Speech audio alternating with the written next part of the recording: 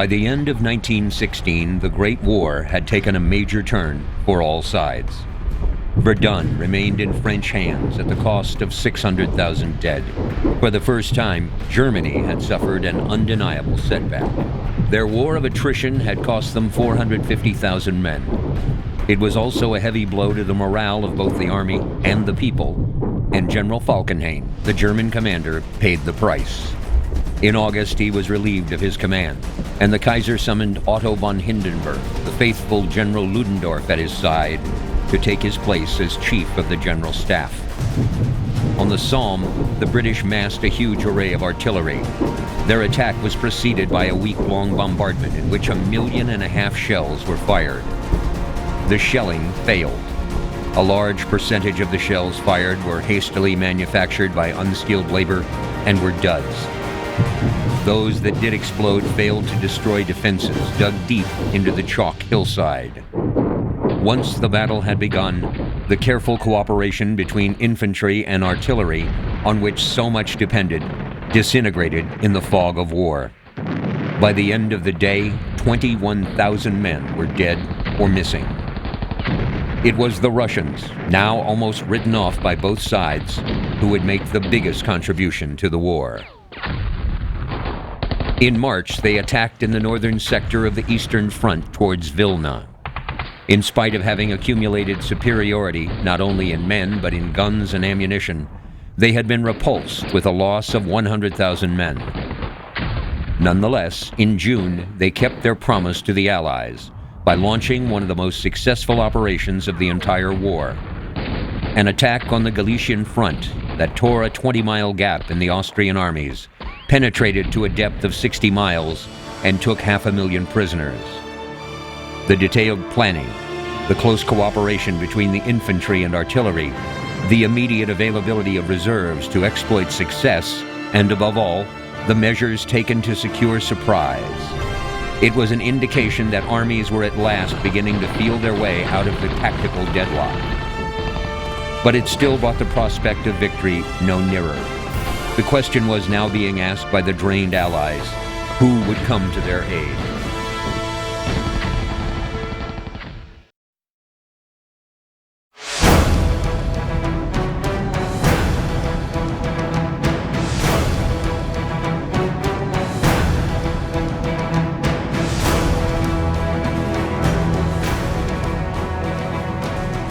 By 1916, the Russian army had been bled white.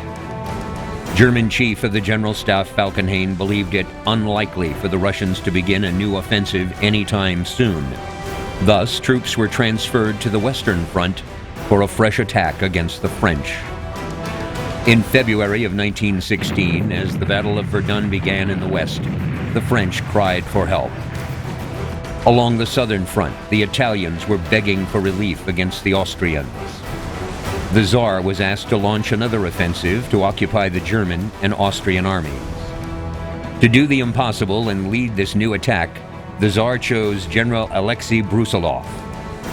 Brusilov had distinguished himself as one of the few Russian commanders to score consistent victories against the Central Powers. As leader of the Russian Eighth Army, Brusilov understood the importance of heavy artillery and careful planning when plotting an attack. Using airplanes to synchronize accurate artillery shelling and machine gun nests scattered throughout his trenches, Brusilov was able to weave together victories where others suffered costly defeats. Brusilov's attack was to be coordinated with Alexei Evert's troops in the north along the East Prussian border. The attack was designed to engage both the Austrians and Germans at the same time, in an effort to divide the Central Powers' defensive capabilities.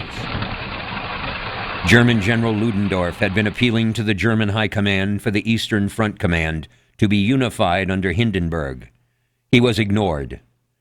The Austrians had no desire to publicly admit subservience to the Germans, and thus the army facing Brusilov was under the Austrian command of Archduke Friedrich. On June 4th, Brusilov's artillery thundered in the southwest, and the Russian 3rd, 8th, 11th, 7th, and 9th armies struck the Austrian lines. The Battle of Lutsk had begun. Brusilov's troops caught the Austrians unprepared. Having sent a bulk of their forces southwest to meet the Italians in the Trentino, the divisions left to guard the east were small and comprised mostly of southern Slavic men. The first few days, the Russians took over 9,700 square miles and demolished the Austrian 4th and 7th armies. The Austrians lost over 1.5 million men, with 400,000 taken prisoner. General Brusilov was confident. Initially, Brusilov's attack was only a distraction tactic, with the real brunt of force coming to the north in the form of Evert's corps. However, the attack in the north by the Russian Western Army under Evert still had not taken place. Brusilov's losses began to mount, and his incursion into Galicia was losing momentum. The offensive ran out of steam, and when an attack from Evert never came, Brusilov was forced to pull back his advancing force as German reserves bolstered the Austrian lines. Brusilov almost succeeded in knocking the Austrians completely out of the war, but the eventual stabilization in the front drained Russian morale, as well as faith in the Tsar.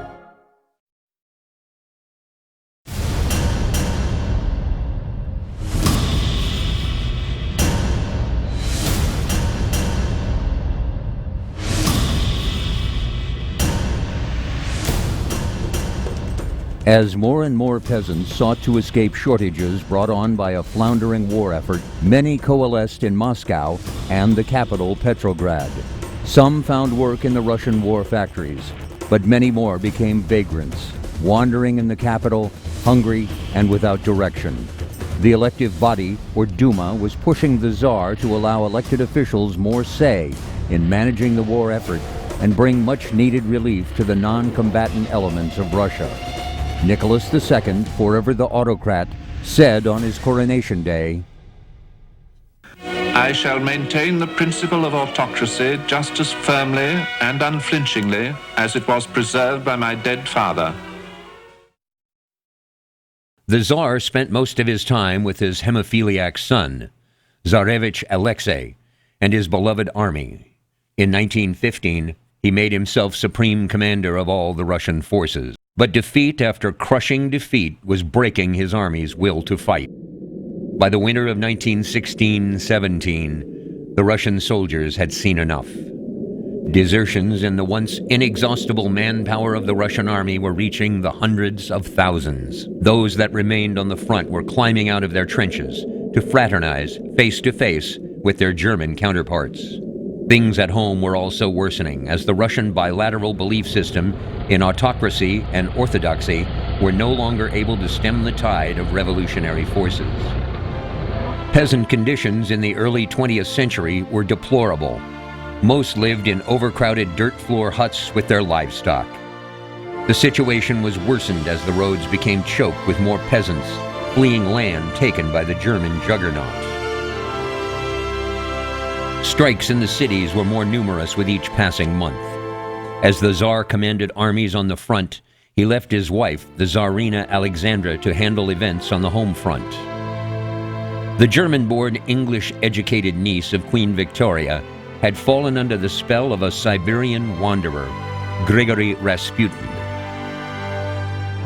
Rasputin was a scandalous debaucher, but his ability to calm the Tsarevich when hemophiliac crises arose with her son made him an indispensable part of the palace attaché.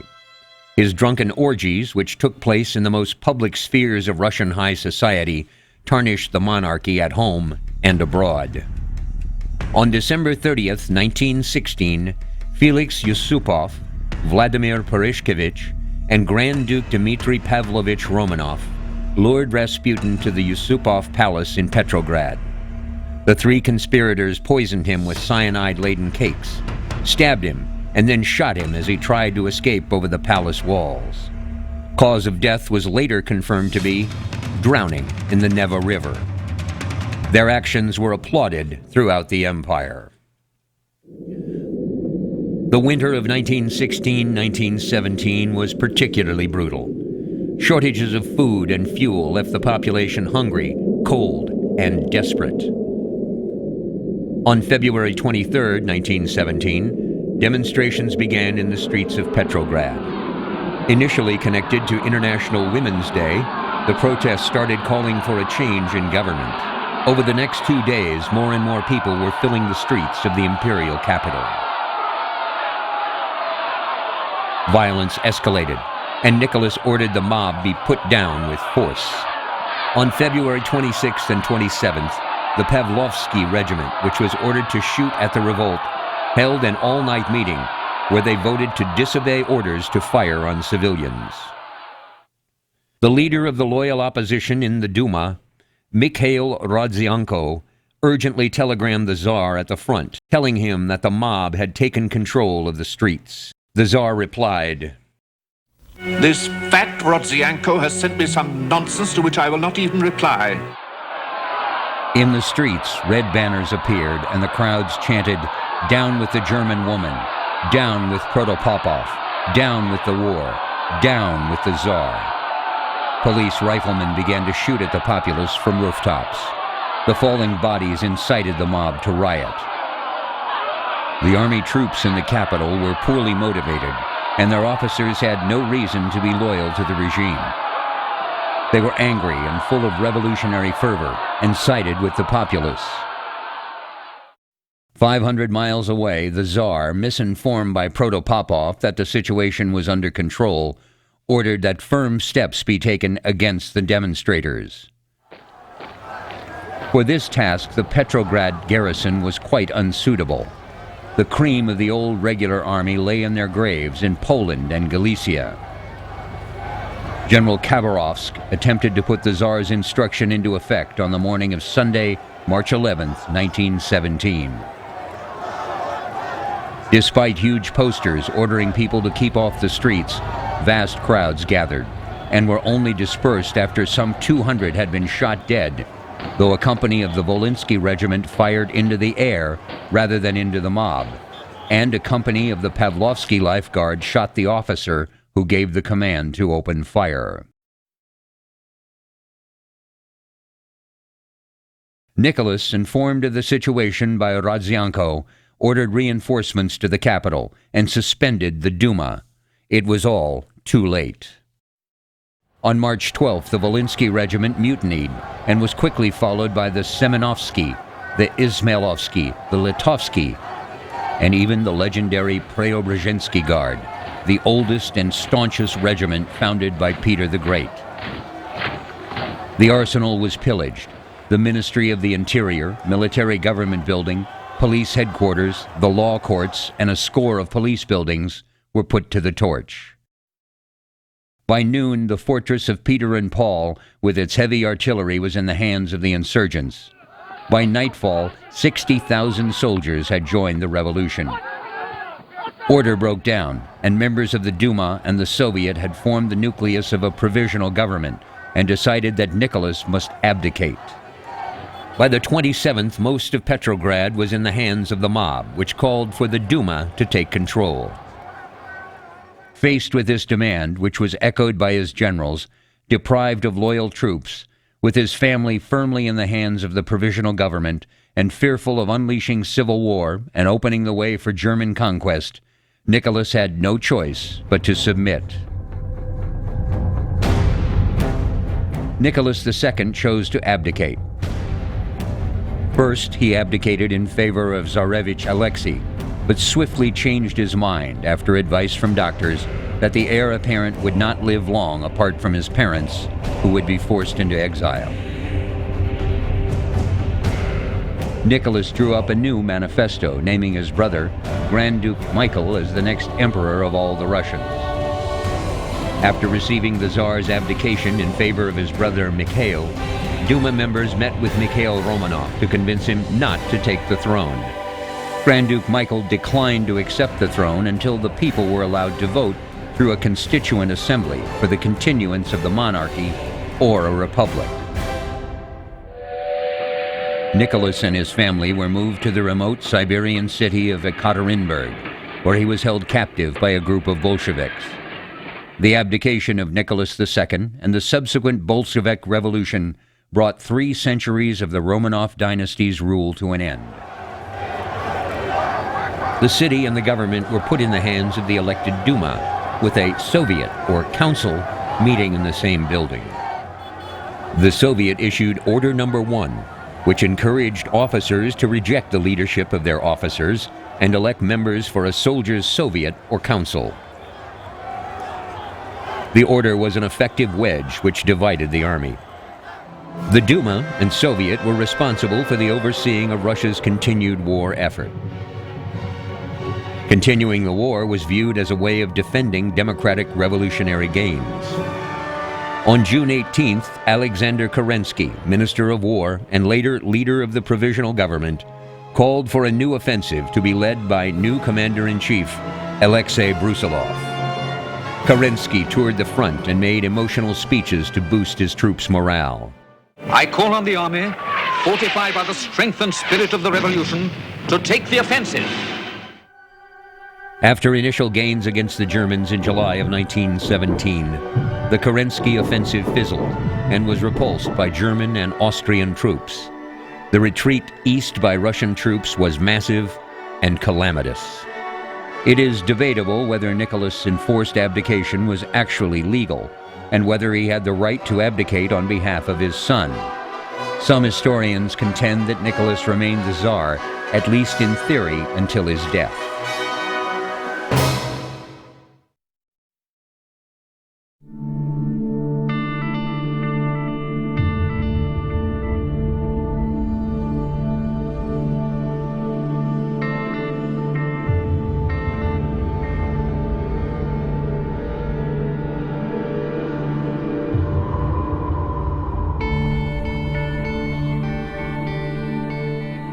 In the early hours of July 17, 1918, the royal family was awakened around 2 a.m., told to dress and led down into a half-basement room at the back of the Ipatiev house. Present with Nicholas, Alexandra, and their children were their doctor and 3 of their servants who had voluntarily chosen to remain with the family. The Tsar's personal physician, Eugene Botkin, his wife's maid, Anna Demidova, and the family's chef, Ivan Karatonov, and footman, Alexei Trupp. Nicholas was carrying his son. When the family arrived in the basement, the former empress complained that there were no chairs for them to sit on. Chairs were ordered brought in, and when the empress and the heir were seated, the executioners filed into the room.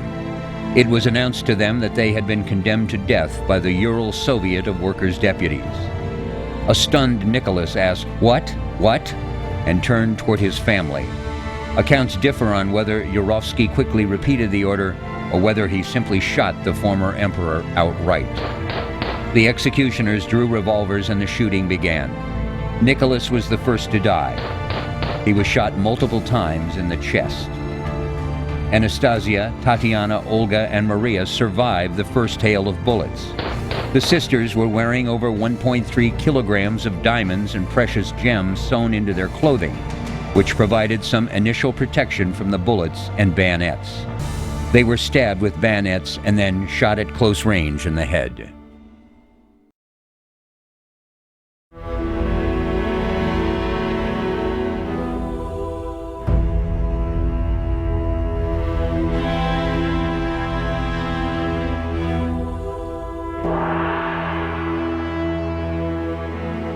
While the Kerensky government was losing ground in the east, the French army faced its worst internal crisis of the war. On April 17th, 17 soldiers of the 108th Infantry Regiment left their posts in the face of the enemy. This was the first in a series of acts of collective indiscipline, which, after reaching a peak in June, continued into the autumn. By October 23rd, some 250 such incidents had occurred, all but 12 in infantry units. 68 out of 112 French divisions were affected by the wave of mutinies.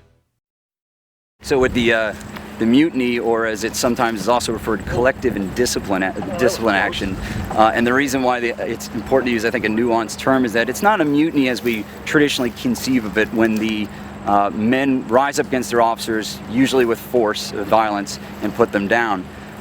These were men who had already been through the meat grinder of Verdun. They had already gone through the meat grinder of the Somme, because many French divisions were sent there as well. They had the catastrophic casualties in 1914, as I mentioned, where they lost 350,000 killed in the first 3 months. So they had lost about 1.5 million men, 1 million men dead up to the point of the Chemin de Dam offensive in April of 1917.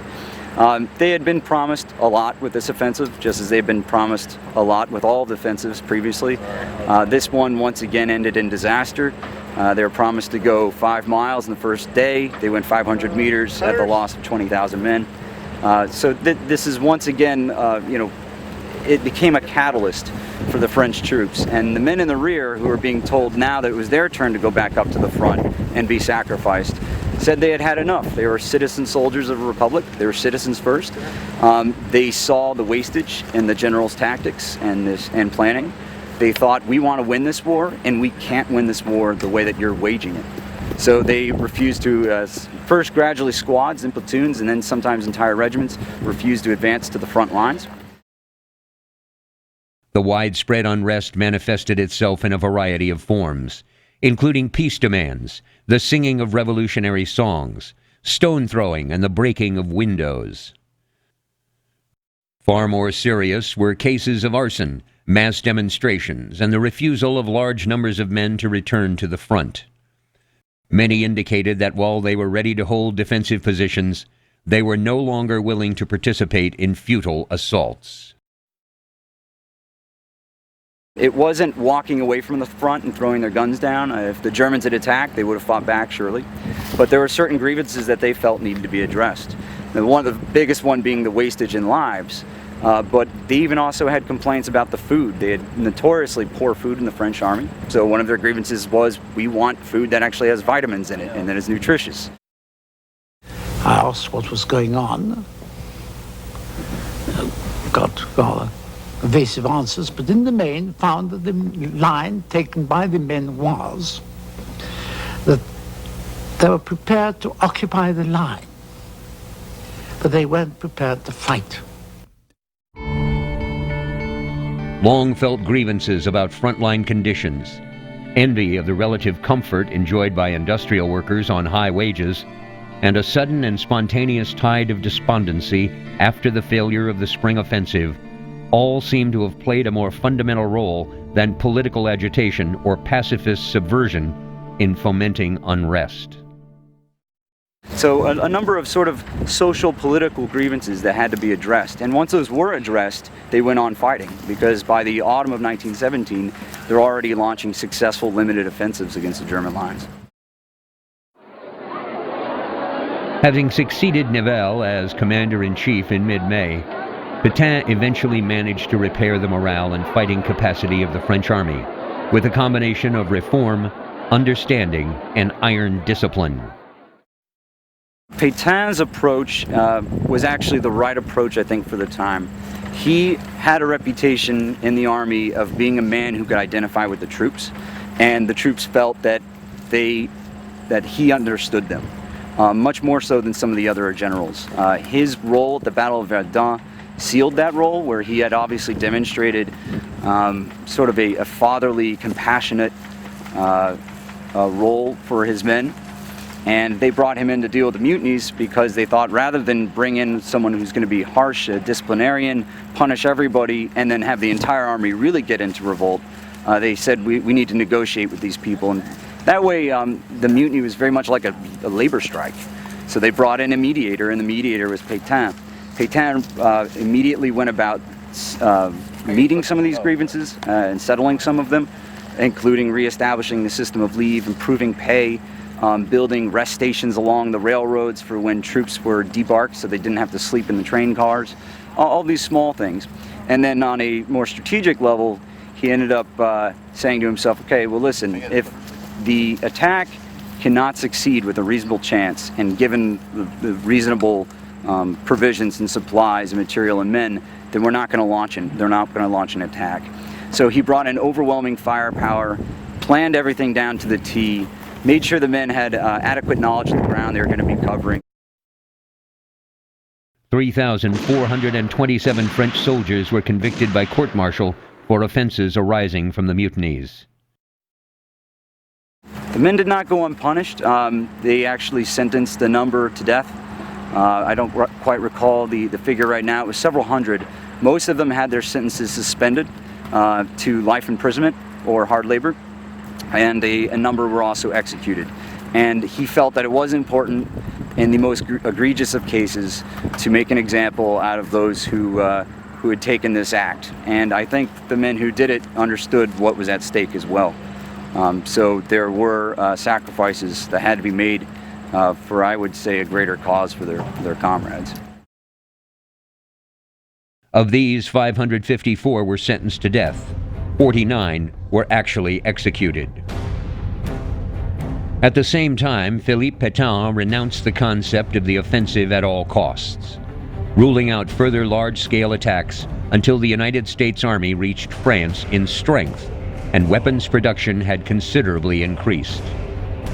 For all his outward abruptness, Pétain understood his countrymen and his soldiers. "I am waiting for the Americans and the tanks," Pétain frequently declared. He also took rapid action to address the most common complaints of the frontline troops, improving medical services, welfare facilities, accommodations, and food, as well as granting additional leave. The French army recovered sufficiently by late August to deliver a well-planned assault at Verdun, which led to the recapture of the heights of the Mont-Homme and Côte 304. Another attack at Montmaison in October saw the French win possession of the crest of the Chemin des Dames ridge on the Aisne. Nevertheless, these were limited affairs in the overall context of the struggle in France and Belgium. One of the most significant results of the French mutinies was that, from the summer of 1917, the British and Dominion forces under Haig had to shoulder the main burden of responsibility for the Allied offensive operations on the Western Front.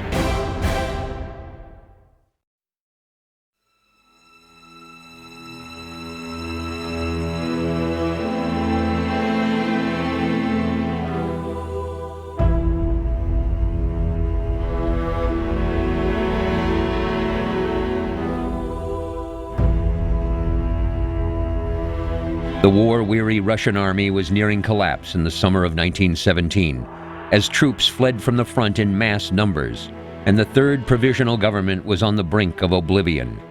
There seemed to be no stopping how far into Russia the Kaiser's army might conquer. A true crisis was at hand. When the Russian imperial regime was suddenly toppled in March 1917, none of Russia's leading Marxists were in the country, and all were taken completely by surprise at this turn of events. Lenin and his entourage were in Zurich, Trotsky in New York. Both realized that this was the moment to hurry home. Trotsky crossed the Atlantic to London, where he was briefly detained by the authorities before continuing his journey. Lenin faced an apparently greater problem. The German and Austrian empires, at war with his country, lie between him and Russia. But this proved to be a help rather than a hindrance. The German authorities, well aware of the damage that Lenin's presence would do to the Russian war effort, were keen to facilitate his journey. A German engine pulling a single carriage was made available to him at the Swiss border. He and his colleagues then traveled via Frankfurt and Berlin to the Baltic coast. From the coast, they crossed to Stockholm and then on to Petrograd. When Lenin arrived at the capital city's Finland station on April 3, 1917, it was the first time he had set foot in his native country since 1906. Just before midnight on April 16, 1917, Lenin's train arrived at the Finland station in Petrograd. He was greeted to the sound of the Marseillaise by a crowd of workers, sailors, and soldiers bearing red flags. The government's first reaction to this new challenge was to arrest the Bolshevik leaders and charge them with high treason. Trotsky and others were imprisoned in the Peter and Paul fortress. Lenin fled in disguise to Finland.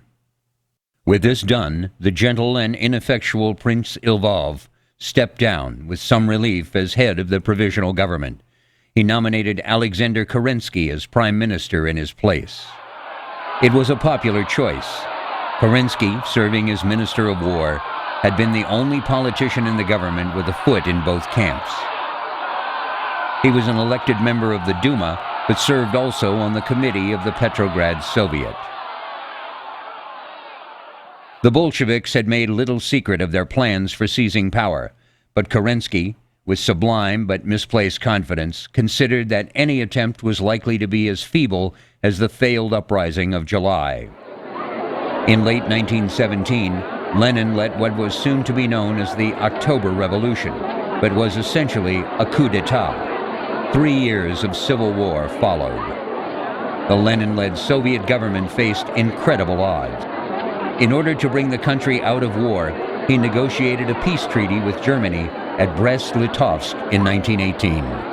On March 3rd, the panic-stricken Russians agreed to terms with the Central Powers and signed a treaty whose terms were far more draconian than the ones they had turned down a few weeks prior. In the agreement, the Bolsheviks surrendered 750,000 square kilometers of territory, an area 3 times the size of Germany, containing a quarter of Russia's population and the industrial resources and a third of its agricultural land. The most significant results of the Brest-Litovsk peace process were an end to the Eastern Front, therefore freeing up more German and Central Power troops for the meat grinder in the West. And after the war was over, no longer under the yoke of the Russian Tsar, Poland, Finland, and the Baltic states became independent entities. As the Western Front continued to rage, the East was temporarily quiet. That is, until civil war ravaged the former Russian Empire, when millions would die of battle and starvation.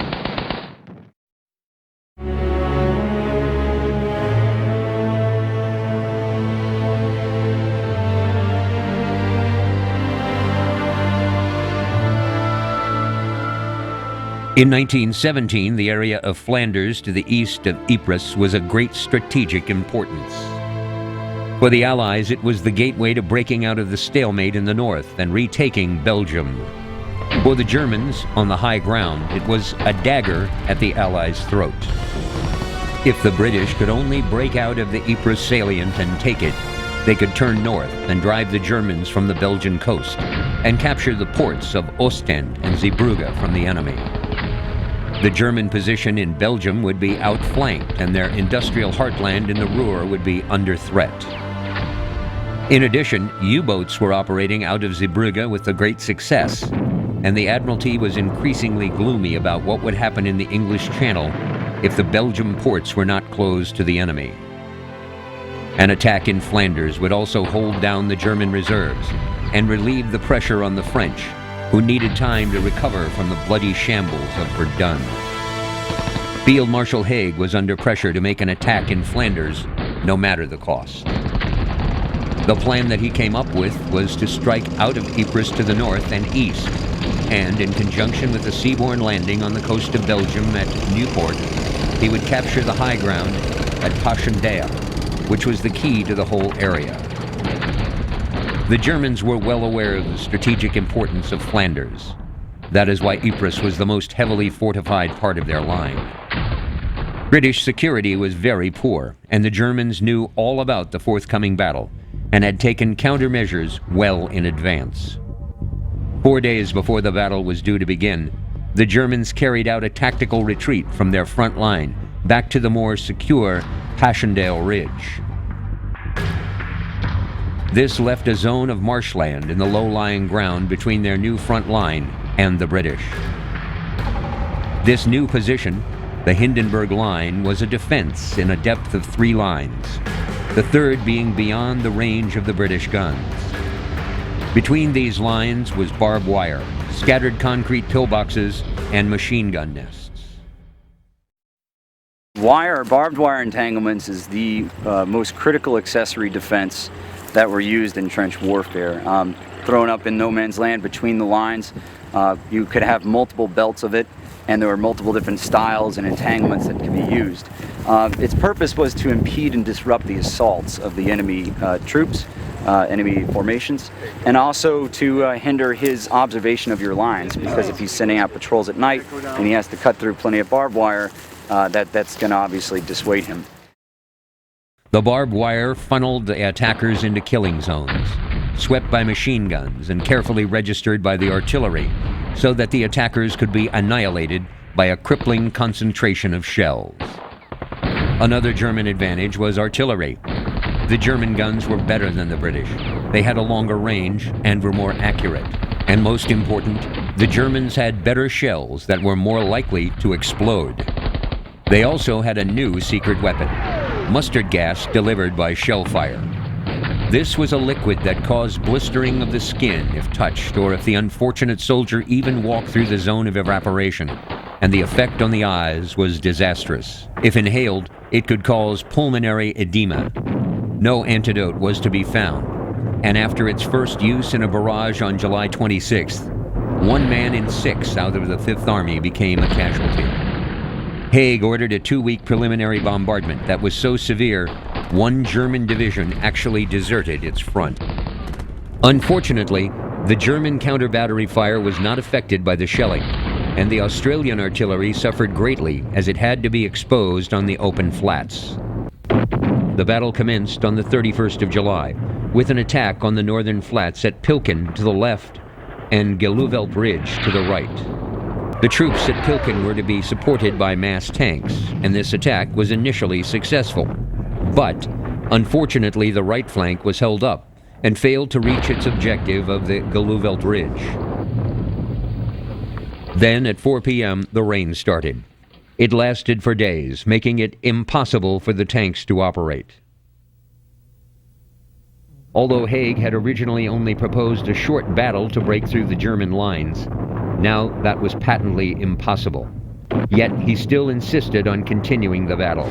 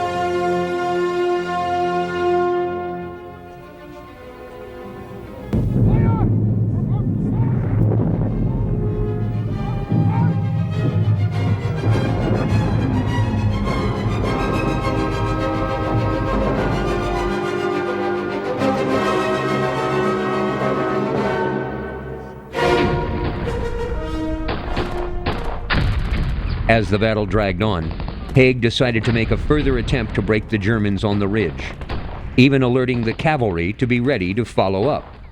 He ordered the Anzacs to take Passchendaele on October 9th, though the wind and rain had now developed into a gale-force storm. Haig appeared to be quite unaware of the appalling conditions on the front, or that the wire had not been cut, and that Germans had replaced their soldiers with fresh support troops in their relatively dry pillboxes. By now, their artillery was running out of ammunition, and their shells were burying themselves in the liquid mud and expending themselves relatively harmlessly in a cloud of steam and a fountain of water.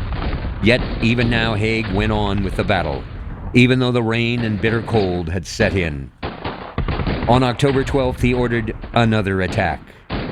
It failed miserably, with men struggling up to their knees and waists in the dreadful stinking mud, and with their rifles and machine guns clogged with it.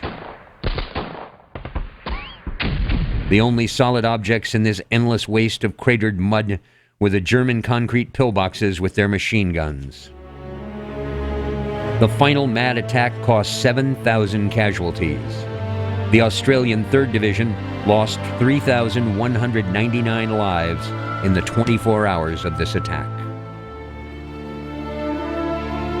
At last, the exhausted Australians were withdrawn, but Haig was still pathologically obsessed with capturing Passchendaele.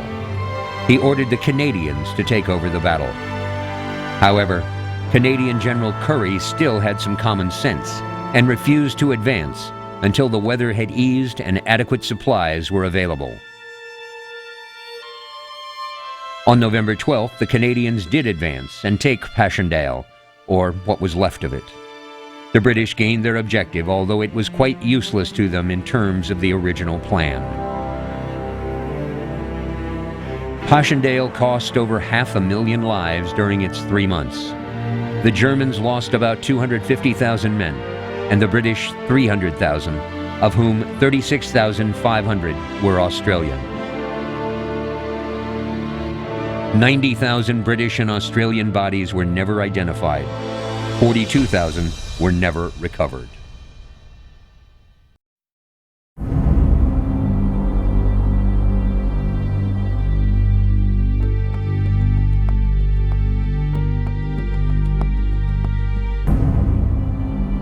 Although its morale and manpower was stretched almost to the breaking point by the fighting at Ypres, the BEF nevertheless made one more offensive effort in 1917. On November 20th at Cambrai, the British concentrated their tanks so that, for the first time, they were deployed for a mass attack rather than scattered in small groups along the front for local infantry support. But anyway, one day we were in the wagon line quite a few years, and somebody came along and said, "Oh, the war's finished." Oh, well, just go down about half a mile down the road and look in the field there, you'll see. Won't tell us why. Anyway, we went down, and quite a crowd there, and there are tanks. The assault at Cambrai evolved from a tank corps plan for a large-scale raid, the chief object of which was not to seize ground, but to deal the Germans a bruising blow on terrain which, unlike Ypres salient, actually suited tanks. The Third Army staff expanded the scheme between August and November, transforming it into a major operation against the Hindenburg Line.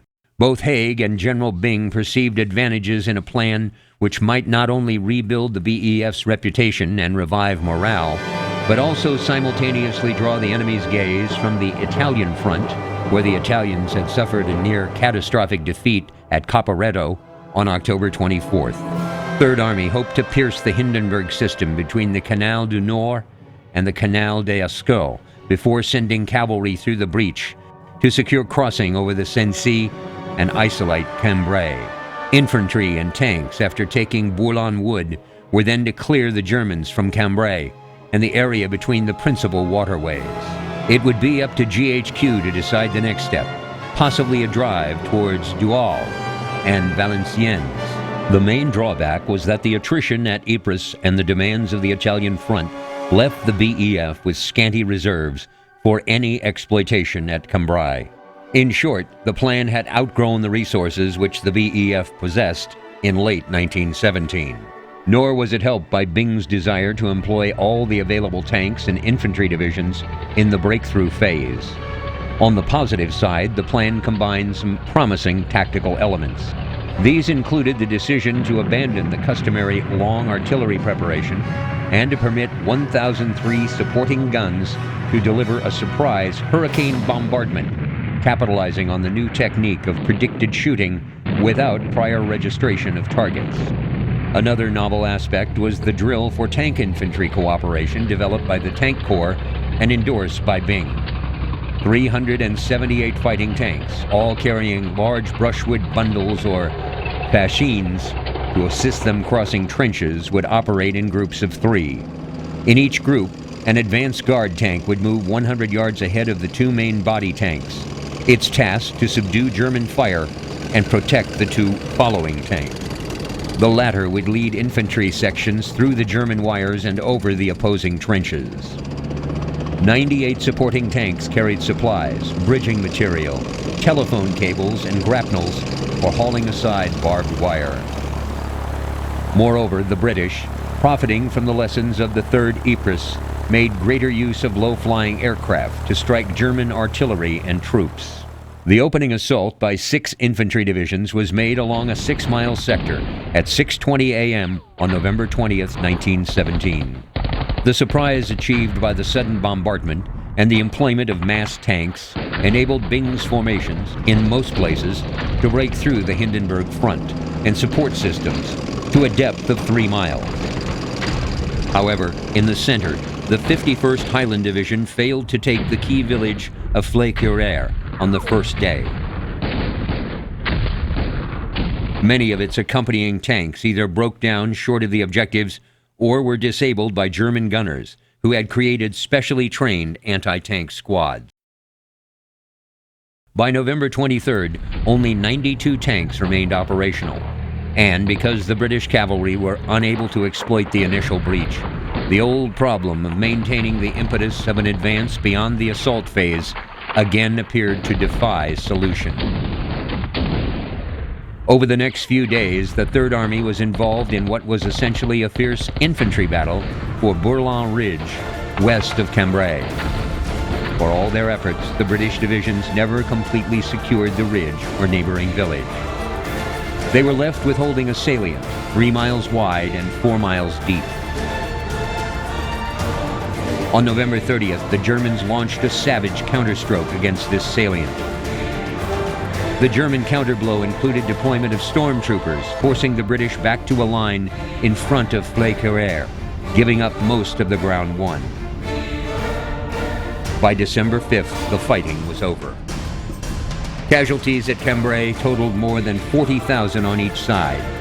But the most significant aspect of the battle was that both sides achieved a measure of success with tactical methods, which at last seemed to offer a way out of the long-standing deadlock.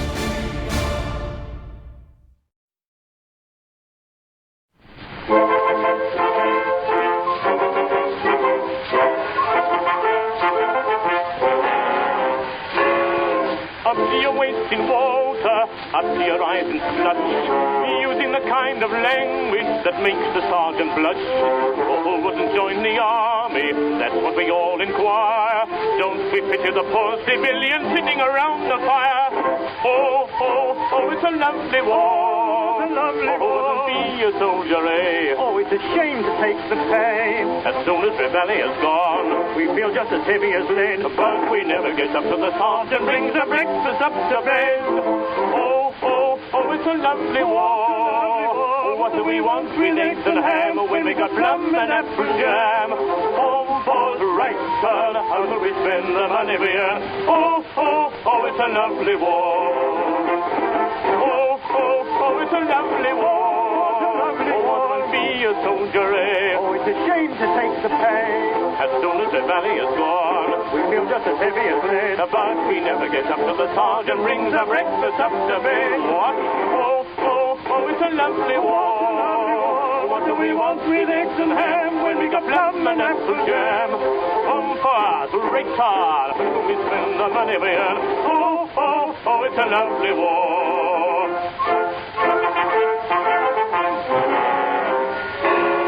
Come to the cookhouse door, boys, sniff at the love.